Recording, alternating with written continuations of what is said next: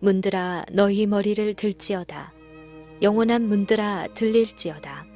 영광의 왕이 들어가시리로다. 다시 영광의 왕이 누시뇨? 라는 기쁨의 질문이 들렸다. 많은 물소리 같은 큰 군중의 음성은 환희에 넘치는 대답을 하였다. 만군의 여호와께서 곧 영광의 왕이시로다. 그 다음에 문들이 활짝 열리고 행렬이 안으로 들어갔으며 법궤는 경외하는 마음으로 그를 영접하기 위하여 준비된 장막에 안치되었다. 이 성스러운 법궤 앞에 제단을 쌓고 화목제와 번제를 드렸다. 그 연기와 향연이 이스라엘의 찬양과 기도와 함께 하늘로 올라갔다. 예식이 끝나자 왕은 친히 그의 백성에게 축복을 선언하였다. 그리고 그는 왕의 하사물로 떡과 포도주를 주어 백성의 기력을 돋우었다. 각 지파는 모두 다윗의 치세의 특색을 나타낸 가장 신성한 사건을 축하하는 이 예식에 대표자를 보내어 참석하도록 했다. 거룩한 영감의 성령이 왕에게 임하였고 넘어가는 마지막 태양 광선이 성막을 거룩한 빛으로 가득 채울 때에 왕의 마음은 당신의 임재의 복된 상징이 이제 이스라엘의 보좌와 매우 가까이 있으므로 하나님께 감사를 드렸다. 이런 것을 생각하면서 다윗은 자기의 가족에게 축복하러 궁궐로 향하였다. 그러나 다윗의 마음을 감동시킨 정신과는 현저히 다른 정신으로 기뻐하던 광경을 바라보고 있던 한 사람이 있었다. 여호와의 궤가 다윗성으로 들어올 때에 사울의 딸 미갈이 창으로 내다보다가 다윗이 여호와 앞에서 뛰놀며 춤추는 것을 보고 심중에 저를 업신여기니라. 그 여인은 심히 흥분하여 다윗이 궁으로 돌아오기까지 기다릴 수 없어 그를 맞으러 나아가 그의 친절한 인사에 혹독한 말을 퍼부었다. 그 여인은 신랄하고 예리한 비꼬는 말로 다음과 같이 말하였다. 이스라엘의 왕이 오늘날 어떻게 영화로우신지 방탕한 자가 염치 없는 자기의 몸을 드러내는 것처럼 오늘날 그 신복의 계집종의 눈앞에 몸을 드러내셨도다. 다윗은 미갈이 멸시하고 욕한 것은 하나님께 드린 예배임을 느끼고 다음과 같이 엄격히 대답하였다. 이는 여호와 앞에서 한 것이니라. 저가 내 아비와 그 온 집을 버리시고 나를 택하사 나로 여호와의 백성 이스라엘의 주권자로 삼으셨으니 내가 여호와 앞에서 뛰놀리라. 내가 이보다 더 낮아져서 스스로 천하게 보일지라도 네가 말한 바 계집종에게는 내가 높임을 받으리라. 다윗의 견책에 여호와의 견책이 첨가되었는데 그의 교만과 자만심 때문에 미갈은 죽는 날까지 자식이 없었다. 법궤를 옮기는 데 수반된 엄숙한 의식들은 이스라엘 백성에게 오래 지속되는 깊은 감명을 주어 성소 봉사에 대한 저들의 깊은 관심을 환기시키고 여호와께 대한 그들의 열심을 새로 불타오르게 하였다. 다윗은 그의 능력이 미치는 온갖 방법으로 이 감명을 깊게 하고자 노력하였다. 노래 부르는 것을 종교적 예배의 필수적 부분으로 삼았고 다윗은 시편을 만들어 성소 봉사에서 제사장들이 사용할 수 있게 했을 뿐 아니라 백성들이 연중 절기에 성소를 향하여 여행할 때에 역시 부를 수 있게 하였다. 이와 같이 애쓴 가마는 멀리까지 미쳤고 온 나라를 우상 숭배에서 해방시키는 결과를 가져왔다. 많은 인근의 백성들도 이스라엘의 번영을 바라보고 당신의 백성을 위하여 그와 같은 위대한 일을 행하신 이스라엘의 하나님께 대하여 호감을 가지게 되었다. 모세가 지은 성막은 법궤를 제외하고는 성소 봉사에 속한 모든 것과 함께 여전히 기브아에 있었다. 다윗은 예루살렘을 그 나라의 종교적 중심지로 만들고자 하였다.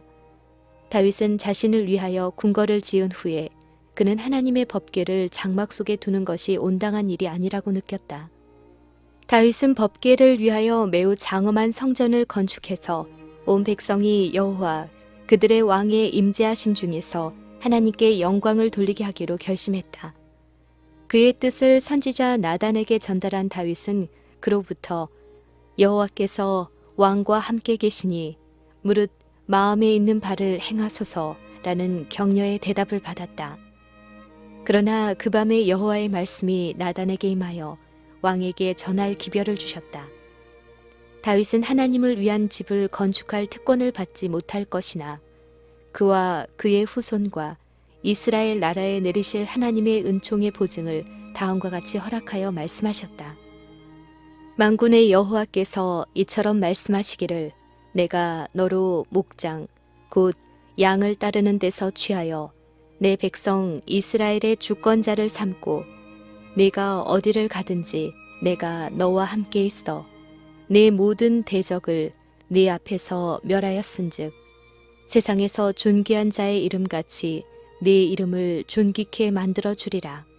내가 또 내 백성 이스라엘을 위하여 한 곳을 정하여 저희를 심고 저희로 자기 곳에 거하여 다시 옮기지 않게 하며 악한 이유로 전과 같이 저희를 해하지 못하게 하리라. 다윗이 하나님을 위하여 집을 짓고자 갈망했기 때문에 여호와가 또 내게 이르노니 여호와가 너를 위하여 집을 이루고 내가 내 몸에서 날 자식을 네 뒤에 세워 저는 내 이름을 위하여 집을 건축할 것이요 나는 그 나라 위를 영원히 경고케 하리라는 허락이 주어졌다. 다윗이 성전을 지어서는 안 될 이유를 다음과 같이 선언하셨다. 너는 피를 심히 많이 흘렸고 크게 전쟁하였느니라. 내 이름을 위하여 전을 건축하지 못하리라. 한 아들이 내게서 나리니 저는 평강의 사람이라. 내가 저로 모든 대적에게서 평강하게 하리라. 그 이름은 솔로몬 즉 평화로움이라 하리니 이는 내가 저의 생전에 평안과 안정을 이스라엘에게 줄 것임이니라. 저가 내 이름을 위하여 전을 건축할지라. 다윗은 비록 그 마음에 품고 있던 목적이 거절당했지만 그 기별을 감사함으로 받아들였다. 그는 주 여호와여 나는 누구오며 내 집은 무엇이관데 나로 이에 이르게 하셨나이까.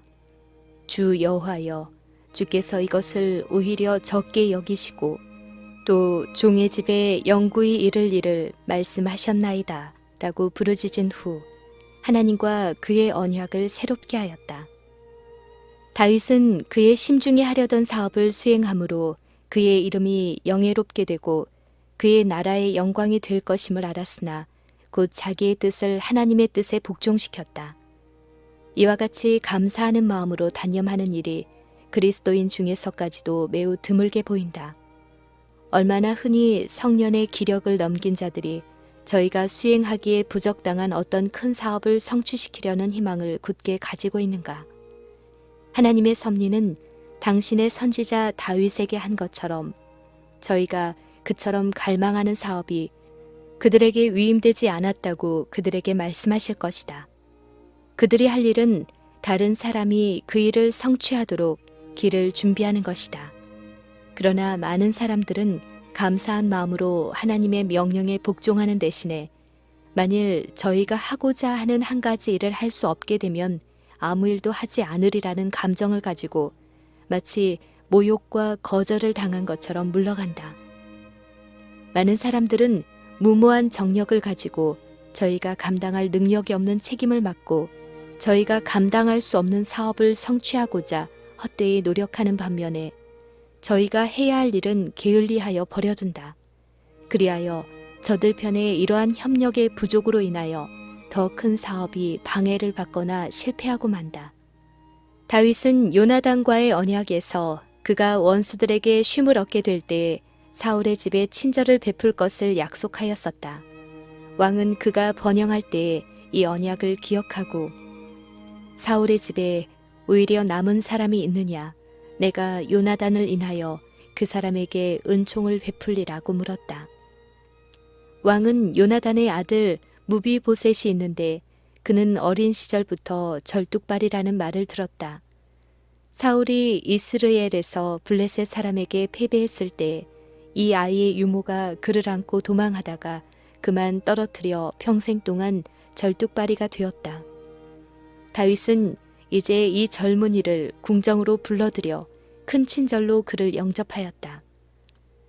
사울의 사유 재산을 그에게 돌려주어 가족을 부양하게 하고 무비보셋 자신은 항상 왕의 객이 되어 날마다 왕의 식탁에 앉게 하였다. 무비보셋은 다윗의 원수들의 보고를 통하여 다윗이 왕위의 찬탈자란 강력한 편견을 품고 있었다. 그러나 왕이 그를 관대하게 정중하게 영접해주고 끊임없이 친절을 베풀어주자 이 젊은이의 마음은 감동을 받아 그는 다윗을 아버지 요나단처럼 열렬히 사랑하게 되어 자기의 이해관계가 하나님께서 택하신 왕의 이해관계와 하나임을 느꼈다. 다윗이 이스라엘 나라의 왕위에 오른 후에 그 나라는 오랜 평화의 기간을 누렸다. 얼마 후에 인근 백성들도 이스라엘 나라의 세력과 통일을 보고 공공연한 적대 행위를 단념하는 것이 현명한 일이라고 생각하게 되었다. 다윗도 그의 나라를 조직하고 창립하는 데 전념하고 침략적 전쟁을 멀리하였다. 그러나 다윗은 마침내 이스라엘의 숙적 블레셋과 모압으로 더불어 전쟁하여 양국을 정복하는 데 성공하여 그들을 속국으로 삼았다. 그 후에 다윗의 나라를 대적하는 인근 민족들의 거대한 연합이 이루어졌고 이 연합에서 그의 치세에 최대의 전쟁과 승리를 거두고 그의 세력을 가장 광범위하게 증대시켰다. 실은 다윗의 세력이 증대되는 것을 질투하여 이루어진 이 적들의 연합군은 전혀 다윗과 싸울 정당한 이유가 없었다. 이 일이 일어나게 된 전말은 다음과 같았다. 다윗이 사울의 분노를 피하여 유랑할 때 그에게 친절을 베푼 암몬 자손의 왕 나하스의 죽음을 고하는 기별이 예루살렘에 전달되었다. 그가 고통당할 때에 그에게 은혜를 베푼 데 대한 감사를 표시하기 위하여 다윗은 이제 암몬 자손의 왕의 아들이요 후계자인 한운에게 사신을 보내어 동정의 기별을 전했다. 다윗이 가로되 내가 나하스의 아들 한운에게 은총을 베풀어 그 아비가 내게 은총을 베푼 것 같이 하리라고 하였다.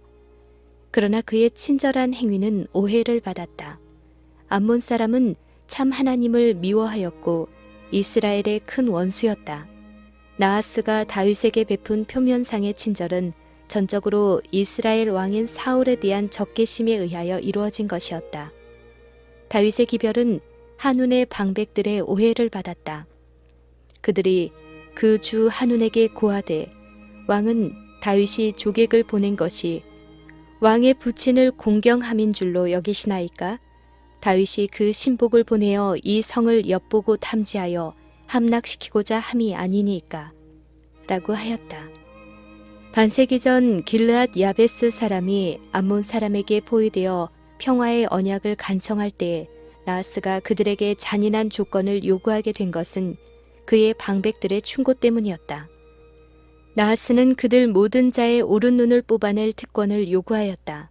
암몬 사람들은 지금도 어떻게 이스라엘의 왕이 그들의 잔인한 계획을 실패하게 하여 저희가 천대하고 불구로 만들었을 백성을 구원한 것을 생생히 기억하고 있었다. 이스라엘에 대한 동일한 증오심이 그들을 자극시켰다. 그들은 다윗이 기별을 보내도록 고취시킨 관대한 정신을 전혀 짐작할 수 없었다. 사단이 인간의 마음을 지배할 때 그는 바로 최선의 의도까지도 곡해시킬 질투와 의심을 일으킬 것이다. 방백들의 말을 들은 한우는 다윗의 사신들을 정탐으로 간주하고 그들에게 조롱과 모욕을 주었다. 하나님께서는 암몬 사람들이 저희 마음의 악한 목적을 아무런 제재도 받지 않고 수행하도록 허락하심으로 그들의 진정한 성격을 다윗에게 나타내 보이도록 하셨다. 이스라엘이 이 반역적인 이방 백성들과 동맹하는 일이 하나님의 뜻하신 바가 아니었다. 옛날에도 지금처럼 대사의 직분은 신성하게 여김을 받았다. 대사는 국제법으로 신체의 폭행이나 인신 모독에서 보호되도록 보장되어 있었다. 자기의 나라를 대표하고 있는 대사에게 어떠한 모욕을 가하면 신속한 보복이 이르러 왔다. 이스라엘 사람에게 가한 모욕으로 분명히 보복을 받을 것을 예상하고 암몬 사람들은 전쟁을 준비했다. 암몬 자손이 자기가 다윗에게 밉게 한 줄 안지라. 한운이 암몬 자손으로 더불어 은 1,000달란트를 아람 나하라임과 아람 마아가와 소바에 보내어 병거와 마병을 상내되 곧 병거 32,000승을 상내었더니 암몬 자손이 그 모든 성읍을 쫓아 모여와서 싸우려 한지라. 이것은 과연 방대한 연합이었다. 유브라데 강과 지중해 사이에 있는 지역의 주민들이 암몬 사람과 동맹하였다.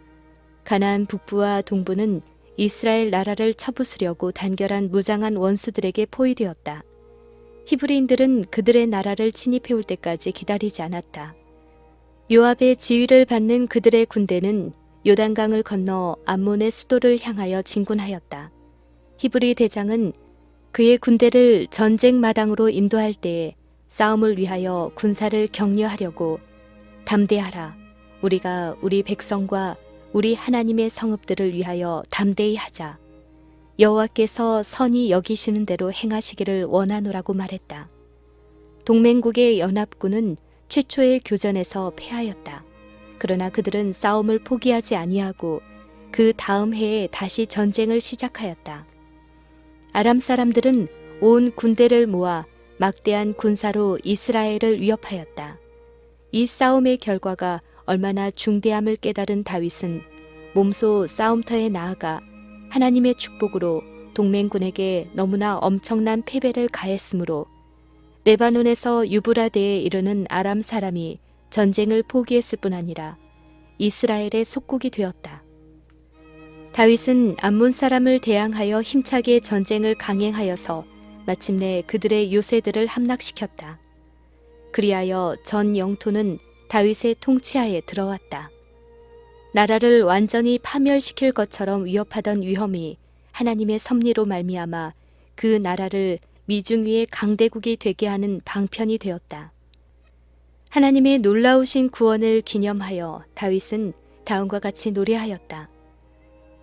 여호와는 생존하시니 나의 반석을 찬송하며 내 구원의 하나님을 높일지로다. 이 하나님이 나를 위하여 보수하시고 민족들로 내게 복종케 하시도다. 주께서 나를 내 원수들에게서 구조하시니 주께서 실로 나를 대적하는 자의 위에 나를 드시고 나를 강포한 자에게서 건지시나이다. 여호와여, 이러므로 내가 열방 중에서 주께 감사하며 주의 이름을 찬송하리이다. 여호와께서 그 왕에게 큰 구원을 주시며 기름 부음 받은 자에게 인자를 베푸심이며 영영토록 다윗과 그 후손에게로다. 그리고 다윗의 노래에는 처음부터 끝까지 그의 백성에게 여호와께서 그들의 능력이요 구원자시라는 사상이 다음과 같이 표현되어 있었다.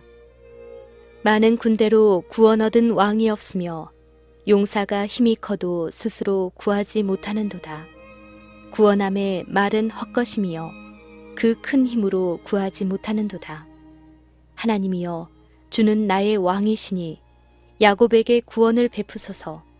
우리가 주를 의지하여 우리 대적을 누르고 우리를 치려 일어나는 자를 주의 이름으로 밟으리이다. 나는 내 활을 의지하지 아니할 것이라.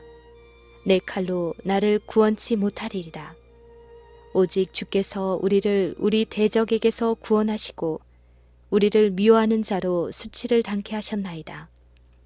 혹은 병거, 혹은 말을 의지하나 우리는 여호와 우리 하나님의 이름을 자랑하리로다. 이스라엘 나라는 이제 아브라함에게 주시고 후에 내가 이 땅을 애굽 강에서부터 그 큰 강 유브라데까지 네 자손에게 주노라고 모세에게 반복하여 말씀하신 언약을 성취시키는 범위에까지 도달하였다. 이스라엘은 강대한 국가를 이루어 인근 백성들이 존경하고 두려워하는 바가 되었다. 그의 영토 안에서도 다윗의 세력은 매우 강하였다. 다윗은 어느 시대의 군주라도 얻기 어려웠던 그 백성의 사랑과 충성을 받았다.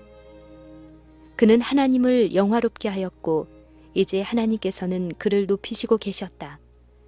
그러나 번영 속에도 위험은 숨어 있었다.